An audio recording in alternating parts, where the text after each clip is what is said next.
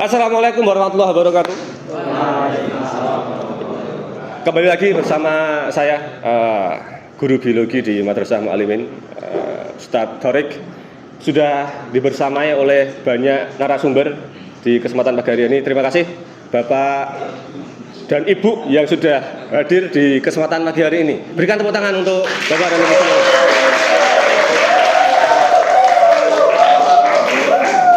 Oke, berarti untuk topik bahasan podcast hari ini kita akan membahas tentang bagaimana teori evolusi ini sepanjang zaman berkembang. Gak apa-apa, ya.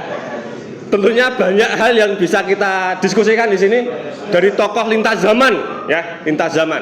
Dari Bapak Machiavelli sampai nanti ada Bapak Yuval di paling kontemporer, ya, masa kontemporer ini. Jadi kita awali dulu dengan perkenalan. Ya. Kita berikan kesempatan untuk Pak Machiavelli. Silakan, Pak. Oke, selamat pagi semuanya. Perkenalkan, saya adalah Niccolo Machiavelli.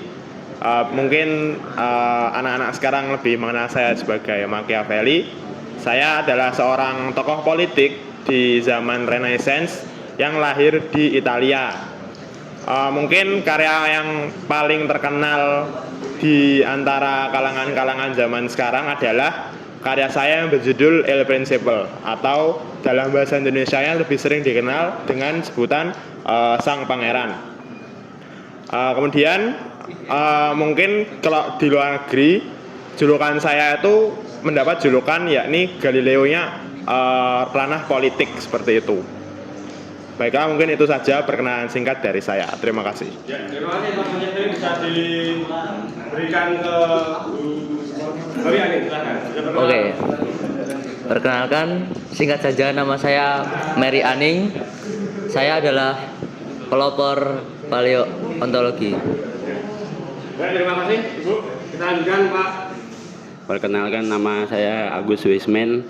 Orang manggil saya dengan Wisman. Saya dikenal dengan teori garis atau teori plasma nutfah. Ya, terima kasih. Bisa dilanjutkan, Bapak. Ya, perkenalkan, nama saya Alfred Russel Wallace dan biasanya dipanggil Wallace terkenalnya. Dan saya murid dari Darwin. Ya, sekian.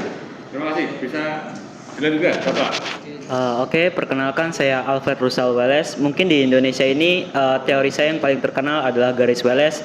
Saya adalah seorang penjelajah, ahli geografi, naturalis, antropolog, dan juga biologis asal Inggris. Saya lahir pada 1823 dan meninggal pada 1913 pada usia 90 tahun. Nah, ini Pak Wallace saksinya 2 orang. Oke, lanjutkan. Silakan. Oke, perkenalkan, nama saya Yuval Noah Harari. Saya seorang Yahudi Israel dan ateis.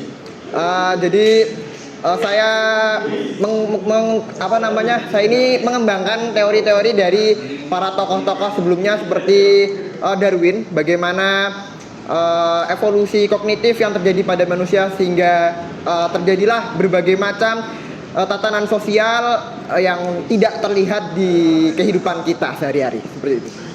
Ya, terima kasih. Itulah Bapak dan Ibu narasumber pada kesempatan hari ini. Bisa salaman dulu, kita salaman dulu. Bisa salaman dulu ya. Saling.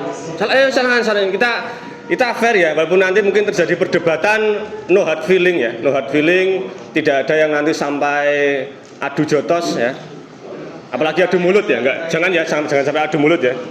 Oke, kita lanjutkan untuk segmen berikutnya. Setelah kita tahu bahwa narasumber kita dari zaman Renaissance sampai sekarang zaman apa ini sekarang, Pak Yuval? Zaman sekarang lah ya, zaman sekarang 2025. Ya, ada sponsor lewat, kita tunggu dulu sponsor kita agar selesai. Saatnya jam 2. It's time to begin second lesson. Ya, oke. Itu dia sepatah dua kata-kata dari sponsor kita di kesempatan pagi hari ini. Kita lanjutkan untuk segmen berikutnya, yaitu pemberian atau penjelasan. Nah, penjelasan tentang bagaimana karya, bagaimana pemikiran, buah-buah pemikiran dari masing-masing figur memiliki banyak dampak ke teori evolusi kontemporer yang sekarang diterima. Nah, kita akan mulai lagi dari yang paling awal zaman tadi ya, yaitu Pak Machiavelli. Langsung dilanjutkan ke semuanya, dan setelah selesai nanti bisa saling mempertanyakan satu sama lain ya. Jadi kita fokus dulu untuk memaparkan dari masing-masing ide atau gagasan karya yang sudah Bapak Ibu miliki. Dipersilahkan Bapak, silahkan ya. Baiklah, jadi sebelumnya nih anak-anak di sini sudah pada kenal saya belum? Oke, kalau anak-anak di sini belum kenal saya, jadi seperti yang saya tadi paparkan mengenai diri saya ini hitungannya berarti masuknya tokoh politik di zaman Renaissance. Jadi saya sendiri masih belum tahu kalau ternyata nanti dalam ilmu perkembangan ilmu biologi itu ada perkembangan yakni teori evolusi seperti itu. Jadi di sini mungkin apa jenenge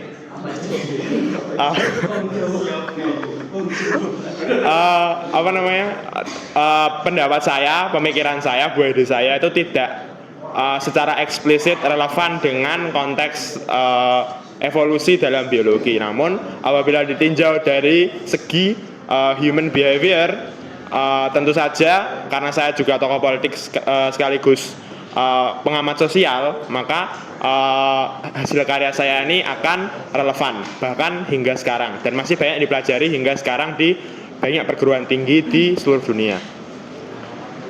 Untuk karya saya ada banyak sebenarnya buku-bukunya, teman-teman bisa cek sendiri sekarang.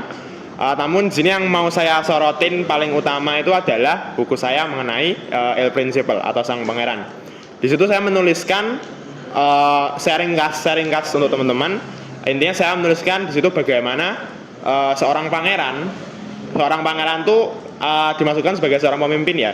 Kita menyebutnya di sini sebagai seorang pangeran. Di situ saya menjelaskan bahwasannya seorang pangeran itu harus memiliki gaya kepemimpinan yang adaptif, yang sangat fleksibel dan menyesuaikan dengan masyarakat yang dipimpinnya. Mengapa demikian? Karena dalam banyak contoh kasus seorang pemimpin itu gagal menerapkan kekuasaannya karena ia sifatnya itu kaku dan tidak fleksibel terhadap perubahan sosial yang terjadi di masyarakatnya, sehingga ia mengalami yang disebut dengan kudeta seperti itu. Adapun dalam dalam konteks kepemimpinan dan kepemimpinan sosial politik terutamanya, saya menghalalkan semua cara, karena di sini saya orangnya sekuler ya, atau mungkin saya sebelumnya itu seorang Kristen tapi saya meragukan kekristenan saya seperti itu. Dan akhirnya di sini menurut saya seorang pemimpin itu bebas menggunakan segala cara, bahkan cara terkotor sekalipun, karena dari cara-cara tersebut itu bisa memberikan yang namanya kemampuan kita untuk mengendalikan orang lain atau mengontrol kekuasaan. Di sini saya sudah menekankan ya, kalau teman-teman membaca buku saya, yakni ini itu adalah tindakan yang amoral. Tapi meskipun amoral dapat memberikan seorang pemimpin itu kekuasaan absolut untuk mengendalikan rakyatnya seperti itu. Kemudian apabila kita kaitkan dengan teori evolusi kognitif manusia, di sini ya dapat kita jumpai bahwasannya apa ya? Sebentar, maaf saya salah ngomong. Apabila kita kaitkan dengan teori evolusi tadi, ya seperti saya bilang sebelumnya ya, ini kan kaitannya dengan evolusi kognitif manusia. Jadi mungkin nggak ada terlalu pengaruhnya sama evolusi biologis. Namun hingga sekarang itu kenapa buku saya banyak dipelajari? Karena saya ini mengungkapkan sebuah teori yang pemahaman, bukan teori sih, tidak mendapat bukan teori, tapi pemahaman mengenai bagaimana penguasa-penguasa terdahulu itu mempertahankan atau bagaimana penguasa terdahulu itu hancur karena kekuasaannya sendiri. Di situ karena kita seperti yang kita ketahui ya, sejarah itu sifatnya berulang. Di situ akibatnya kita bisa melihat pola yang sama di seluruh kepemimpinan yang ada di dunia di semua zaman. Maka dari itu di sini terdapat sebuah kesimpulan yang dapat kita simpulkan terkait hubungannya dengan teori evolusi, yakni kecenderungan manusia untuk memimpin, untuk mendapatkan kekuasaan dari zaman ke zaman itu kecenderungannya itu sama, ya. Ini mesti berfokus kepada sesuatu yang sangat berarti bagi masyarakat, kemudian bagaimana ia intinya ya nggak perlu saya jelaskan ya, kayak agak ribet sih, kayak mengambil hati masyarakat, kemudian ada cara-cara yang lain juga. Ini yang seperti itu. Kurang lebih demikian. Mohon maaf apabila tidak terlalu relevan. Sekian. Terima kasih Pak Majid, berikan tepuk tangan. Sebelum kita lanjutkan ke pendengar Gemari Aning, kita selesaikan dulu ya semua pandangan, betul-betul kita pahami dulu, sehingga masing-masing nanti bisa saling mempertanyakan di setelah semuanya menyelesaikan pemaparannya. Silakan kita lanjutkan ke Gemari Aning. Oke, lanjut. Seperti yang di awal tadi, saya adalah Mary Aning, seorang paleontolog wanita yang terkenal karena penemuan fosil-fosil penting di Lim Regis, Inggris. Saya belajar secara otodidak dan menjadi pelopor paleontologi. Saya menemukan kerangka Ichthyosaurus pada usia 12 tahun yang merupakan fosil laut pertama yang diidentifikasi secara ilmiah. Saya menemukannya di tahun 1811. Penemuan ini menjadi bukti awal bahwa makhluk hidup laut purba memiliki bentuk dan struktur yang berbeda dari spesies modern. Nah, penemuan ini memberikan bukti penting bagi teori evolusi, meskipun tidak terlibat langsung dalam pengembangan teori tersebut oleh Charles Darwin. Nah, fosil-fosil ini menunjukkan variasi dalam spesies yang telah punah, mendukung argumen bahwa kehidupan di bumi telah mengalami perubahan sepanjang waktu. Nah, mungkin itu saja yang dapat saya sampaikan. Terima kasih. Oke, terima kasih. Berikan tepuk Gemari Aning. Akan terus memberikan semangat ke semuanya. Sekarang kita lanjutkan ke ini adalah murid dari Charles Darwin. Ya. Yes. Silakan Pak Desmond. Charles Darwin bagian mana? Jadi saya akan menjelaskan apa yang teori yang membuat saya terkenal, yaitu adalah teori garis Weismann atau teori plasma nutfah. Yang mungkin saya akan menjelaskannya dengan tolak ukur, yaitu dengan tolak ukurnya ini ilmuwan sebelumnya, yaitu adalah Lamarck, yang dimana ia berteori bahwasanya yaitu makhluk hidup itu terpengaruh genetiknya oleh alam. Yang ia beri contoh yaitu seperti jerapah yang lehernya bisa memanjang karena ingin makan daun.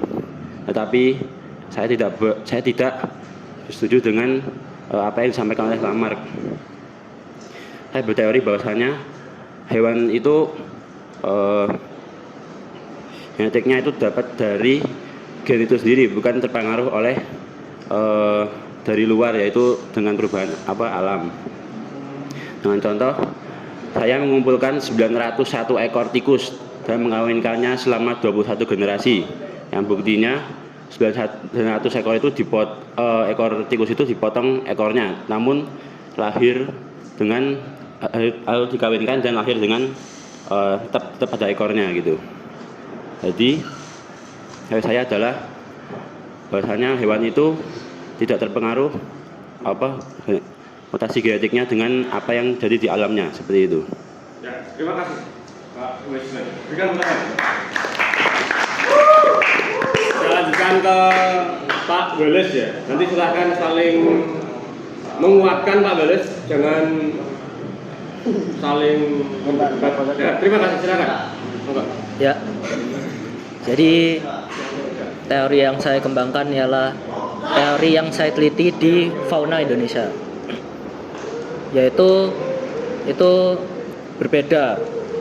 Ya, mereka itu berkembang karena adanya seleksi alam. Dengan bertahan hidup di alam yang berbeda-beda, mereka akan mendapatkan sesuatu yang dapat bisa bertahan di alam tersebut. Jika di Indonesia, maka fauna yang berada di Indonesia, mereka dapat bertahan di hutan itu karena seperti misalnya di hutan. Nah, itu karena banyak hewan-hewan buas, mangsa-mangsa yang jadi buruan itu dapat bertahan karena mereka memiliki identik dapat menyamar, sehingga mereka tetap dapat bertahan hingga garis keturunannya.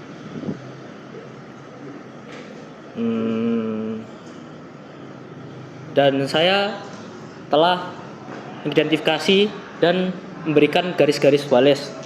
Ya, sekian. Ya, bisa dilanjutkan Pak Wallace yang kedua. Oke, mungkin di sini saya akan menjelaskan lebih lanjut, yaitu saya adalah salah satu penemu teori evolusi bersama Charles Darwin, yaitu tentang seleksi alam. Nah, seleksi alam ini di mana ketika seekor individu yang lebih cocok untuk bertahan hidup, lebih cocok bereproduksi dalam suatu lingkungan tertentu itu mempunyai peluang yang lebih besar untuk mewariskan sifat-sifat mereka ke keturunan mereka. Nah, jadi bagaimana variasi alami ketika ada di dalam populasi itu penting, dan juga pentingnya itu adanya tekanan untuk populasi tersebut. Nah, akan tetapi kalau kita telusuri lebih lanjut, sebenarnya teori saya itu sedikit berbeda dengan Charles Darwin, yaitu dalam halnya manusia. Kenapa? Karena menurut saya itu dalam hal manusia seperti adanya kemampuan intelijensi dan kesadaran moral itu tidak semerta-merta berasal dari seleksi alam.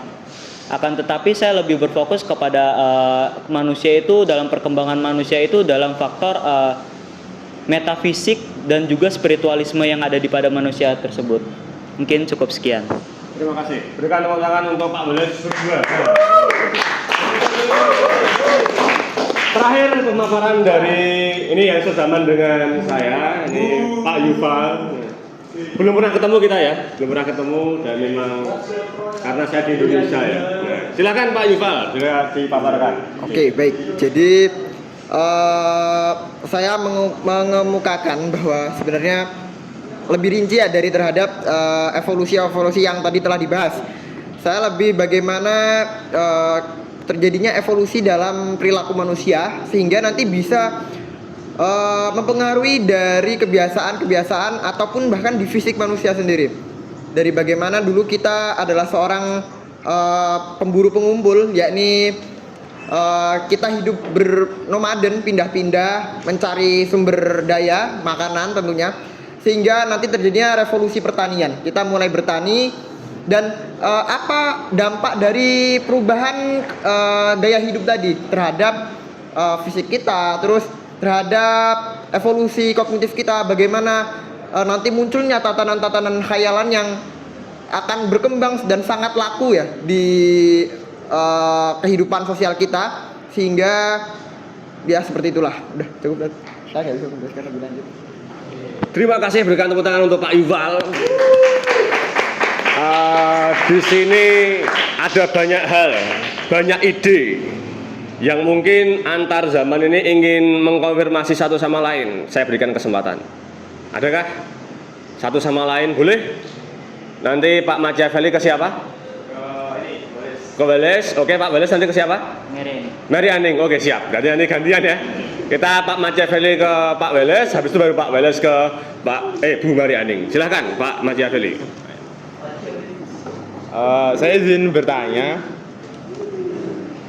berdasarkan teori yang saya dengar dari yang Anda sampaikan mengenai teori evolusi, di situ kan mungkin dapat disimpulkan ya, mohon dikoreksi kalau salah, anggapannya evolusi makhluk hidup itu mungkin lebih banyak berkaitan dengan aspek biologis gitu ketimbang kognitif. Nah, yang saya penasaran itu mengapa dalam kasus manusia ini, kasus rasnya manusia ini, kita tuh lebih banyak mengalami yang mungkin lebih bisa disebut evolusi kognitif, maksudnya evolusi aspek metafisik gitu, ketimbang mungkin evolusi secara biologis gitu. Kan tentu kita hidup di lingkungan yang berbagai macam dan kita perlu mengembangkan kemampuan buat beradaptasi dengan lingkungan tersebut. Biasanya kalau makhluk hidup yang lain itu menumbuhkan suatu bagian badan atau memproduksi sebuah zat atau dan lain-lainnya seperti itu.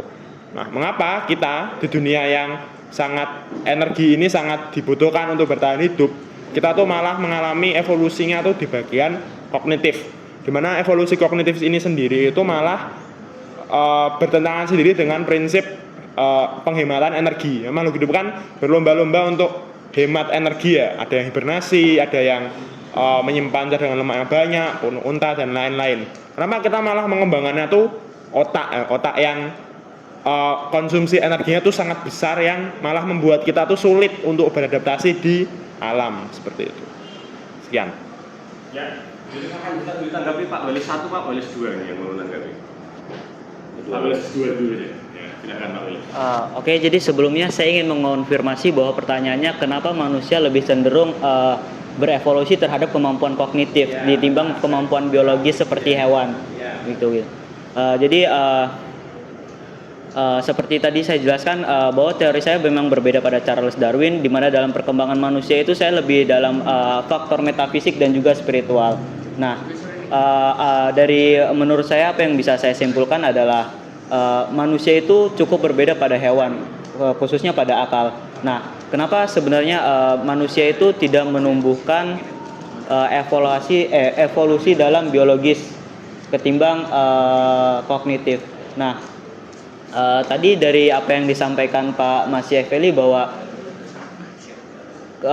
akal ini membutuhkan energi yang lebih besar ketimbang biologis, di mana hewan-hewan itu lebih menghemat energi. Nah, dan Pak Machiavelli tadi berpendapat bahwa kemampuan kognitif ini lebih sulit bertahan hidup ketimbang kemampuan biologis itu. Nah, jadi dari apa yang saya simpulkan sebenarnya pendapat bahwa kemampuan kognitif itu lebih sulit untuk bertahan hidup ketimbang biologis menurut saya juga tidak bisa dibenarkan. Kenapa? Karena dalam perkembangan zaman seperti ini hewan-hewan yang memiliki evolusi dalam biologis dan ketimbang manusia yang mengalami evolusi dalam kognitif itu pada zaman sekarang itu dibuktikan bahwa manusia lebih bertahan hidup ketimbang hewan-hewan itu. Nah, lalu kenapa manusia lebih ke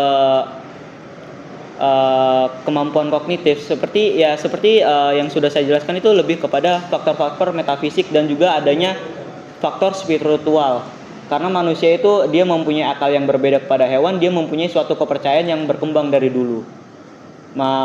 Misalkan saya sendiri itu saya lahir dalam keluarga Kristen Anglikan, akan tetapi seiring berkembangnya waktu itu pandangan saya terhadap Kristen Anglikan itu berubah-ubah. Pandangan saya terhadap agama itu berubah hingga sekarang saya menjadi seorang spiritualis. Nah, mungkin begitu menurut saya. Bisa menjawab? Terjawab? Alhamdulillah. Sekarang bisa sekalian gantian. Pak Walis mau konfirmasi ke Bu Mari Aning tadi sepertinya. Bisa sekalian. Sebenarnya saya ingin mengonfirmasi sesuatu. Daripada apa yang saya baca itu disebutkan tuh bahwa sebenarnya dalam teori evolusi Mary Anning itu tidak mempunyai teori sendiri. Akan tetapi dia itu mendukung argumen seseorang yang dia jadikan acuan untuk teori evolusinya. Nah, dari apa yang ingin saya tanyakan, apakah Bu Mary Anning bisa membuktikan, karena itu kan bukan percobaan Ibu Mary Anning sendiri, sedangkan adalah mendukung argumen. Apakah itu fakta atau betul atau salah, dan jika itu fakta tolong jelaskan apakah Bu Mary Anning bisa membuktikan. Ya, silakan Bu Mary Anning. Ini lebih kamu konfirmasi data. Oke. Cut dulu. Gimana? Maksudnya gini maksudnya. Kalau ini tetap record, masih record ya Mas ya? Masih ya. Cut. Memorinya yang dimaksudkan adalah Ya saya kurang tahu. Saya pikun. itu Juga karena faktor usia lah sudah pikun. ya enggak gitu. Fakta bukan. Coba dulu Mariani yang selain Gus Bantu, ini si Mariani ini pertanyaan datanya untuk mendukung Gus sampai orang lain. Please, Gus. Misalnya bahwasannya saya ini dia itu adalah tokoh perempuan yang sebenarnya gak pernah berhubungan dengan pengetahuan. Kenapa? Pada saat zaman dia perempuan itu masih sangat diskriminasi lah dalam diabaikan. seperti itu. Nah, jadi sehingga selama ini mereka itu menggunakan fosil dan sebagainya itu hanya sebatas untuk menghidupi dirinya sendiri. Sehingga untuk sekedar teori evolusi atau lain sebagainya dia itu kurang Kontribusi. Ya, kontribusi dan bahkan yang dari politologinya itu pun dibahasnya dari buku yang didapetin dari orang-orang yang biasanya beli produknya itu dari politolog laki-laki dari komunitas itulah seperti itu. Maksudnya gini, memang Bu Mariani itu dianggapnya penting karena salah satu dari sekian banyak paleontolog tapi perempuan gitu loh. Jadi yang diangkat di situnya. Banyak yang didukung banyak ya. Sehingga bolehkah mulai dari segmen ini saya akan mencukupkan untuk konfirmasinya cukup dulu ya. Sekarang saya akan merangkum semuanya. Semoga tidak ada yang terlewat. Karena banyak yang terjadi tadi jawaban dari Pak Machiavelli sampai Bu Mariani kembali tadi itu sangat kompleks sehingga bismillah semoga tidak ada yang lost track. Jadi begini, saya menjelaskan untuk tidak hanya para figur di depan ya, saya termasuk menjelaskan bagi teman-teman penonton di sini yang masih mencoba mencari tahu sebenarnya evolusi ini arahnya pembahasannya seperti apa. Jadi kembali lagi saya akan perkenalkan diri ya. Saya backgroundnya adalah seorang guru pengajar dengan labeling ustadz. Nah, sehingga berat sekali. Di sini saya akan menjelaskan dengan kondisi yang tentunya tidak ada yang sama dengan saya di sini. Pak Machiavelli, saya Pak Yuval nggak ada yang sama. Pak Yuval ateis, ada yang Kristen tadi, Pak Wales dan seterusnya, sampai berubah jadi seorang naturalis dan seterusnya. Oke, jadi cara penjelasannya kurang lebih seperti ini. Kita harus bisa memposisikan diri tentang hal yang disampaikan Pak Machiavelli, bahwa suatu ide, suatu gagasan keilmuan tidak hanya di ilmu politik tapi juga di keilmuan termasuk kita biologi terkhusus di evolusi ini memposisikan diri sebagai seorang yang bekerja di ranah ilmiah satu, lalu bekerja atau beramal di tingkat ada ilahiyah, ilmiah dan ilahiyah. Di situ harus dipastikan masing-masing dari kita berbeda. Yang mana saya pribadi nggak mungkin meninggalkan salah satu. Satu harus saya pegang erat, yaitu keislaman saya sebagai seorang ustadz tadi. Dan sebagai seorang pengajar dan guru, saya tidak bisa membiarkan banyaknya teori yang ada, gagasan yang ada berkembang liar, nggak bisa.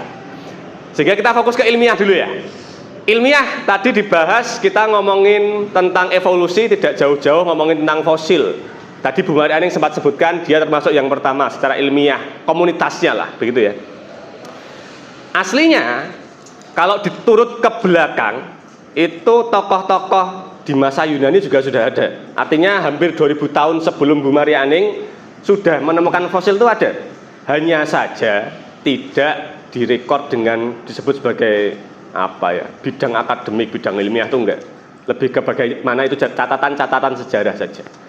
Sehingga kalau mau di track back semakin jauh lagi, kita sebagai spesies Homo sapiens, subspesiesnya sapiens lagi ya, itu sebenarnya sudah secara rekod fosilnya di angka 300 sampai 400 ribu tahun yang lalu. Artinya kalau mau dibandingkan dengan masa Yunani yang tadi 2000 tahun yang lalu, itu nggak ada apa-apanya.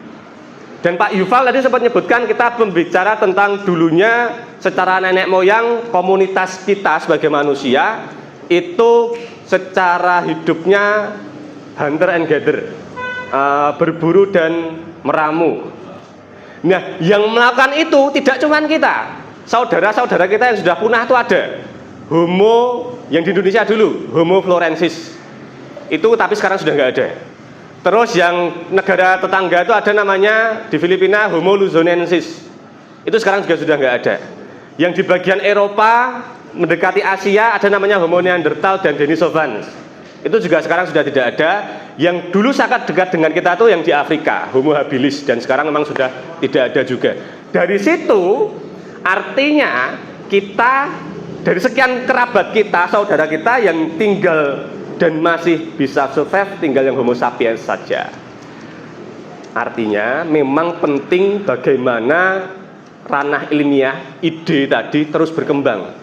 Makanya kalau memang track record Homo sapiens itu 400.000 tahun yang lalu, ternyata kita mulai meninggalkan gaya hidup berburu dan meramu itu 12.000, 11.000 tahun yang lalu. Karena kita mulai melakukan agriculture di situ. Agriculture itu ya pertanian, ya peternakan dan seterusnya. Itu baru 12.000 tahun yang lalu kurang lebih. Artinya ada kurang lebih sekian ratusan ribu tahun yang lalu juga kita melakukan itu dengan tidak ada inovasi, tidak ada perkembangan di situ. Sehingga setelah itu akhirnya muncullah kita punya sumber daya nih, yang mana harus ada proses perkembangan lagi, harus diatur, harus ada government di situ. Makanya government yang paling awal dicatat itu di Mesopotamia 6.000 sampai 5.000-an tahun yang lalu. Dan dilanjutkan di Egypt dan seterusnya. Banyak termasuk Yunani tadi, 2000 tahun yang lalu. Perkembangan itulah ada banyak manusia-manusia yang tentunya betul tidak literally seperti makhluk hidup secara umum, hewan, tumbuhan, fungi, terus ada bakteri, protista, itu mereka punya mekanisme yang terlihat mengeluarkan adaptasi dengan jelas ya, seperti gajah memiliki ya belalai sama ini apa namanya tuh? Gading, thank you, gading. Terus juga ada banyak lah mekanisme-mekanisme yang bisa dari individual itu sendiri atau dari hubungan simbiotik. Nah, manusia arahnya memang ke simbiosis atau ke arahnya secara komunitasnya berkembang, berevolusi.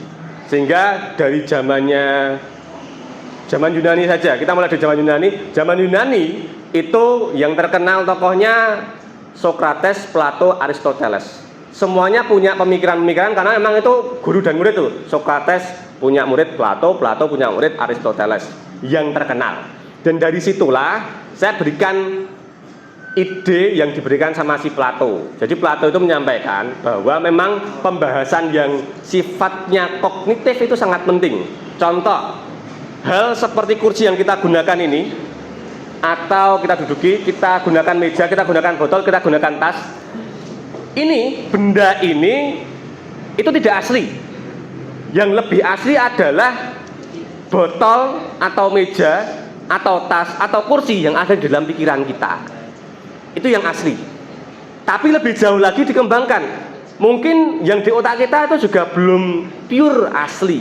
Yang asli adalah ide yang atau hidayah kalau saya sebagai seorang muslim yang turun ke manusia. Sehingga dari situ ada 3 tingkatan. Dari paling real, dikopi di akal atau otak manusia, baru nanti diwujudkan dalam bentuk yang kita bisa gunakan dan kita manfaatkan. Nah, pembahasan-pembahasan itu penting, dan komunitas itu tidak harus selalu kita setuju saja, itu tidak. Bahkan yang disampaikan sama Plato itu, muridnya Aristoteles tidak ikut mempercaya atau tidak ikut memberikan andil, tidak ikut memberikan space bahwa yang disampaikan Plato ini benar. Kalau katanya si Aristoteles, ya semuanya ini asli dan masing-masing punya essence, mereka sudah punya bayangan tentang atau teori pandangan pertama tentang atom. Mereka sudah punya di masa Yunani itu, mereka sudah punya. Jadi essence atau segala macam yang kita lihat itu pasti ada penyusunnya, ada hal yang penting di situ. Sehingga berkembangnya dari masa Yunani, lalu ada masa kejayaan Islam 5 abad atau 6 abad setelahnya, setelah itu baru Renaissance 6-7 abad setelahnya, setelah itu ada figur-figur yang kita sedang deskripsikan atau kita sedang role playingkan ini, itu penting tapi dalam rangka menjaga iterasi atau menjaga bagaimana hal yang dianggap benar dan baik secara kognitif, akademis, ilmiah tadi tetap berlanjut sampai sekarang di masa saya sebagai ustadz dan di masa Pak Yuval dan saya lah. Nah, itulah penting.